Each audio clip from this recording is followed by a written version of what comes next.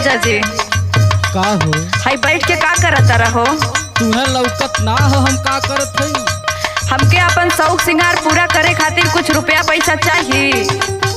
ई बतावा एकरे पहले तू वैसे रहलू है का? नहीं हो कौनो बिजनेस उजनेस चालू कर। अच्छा तो ही बतावा कवन बिजनेस चालू करी? अच्छा ठीक बा सुना। बोला। मछरी मारा सिधर झुरबा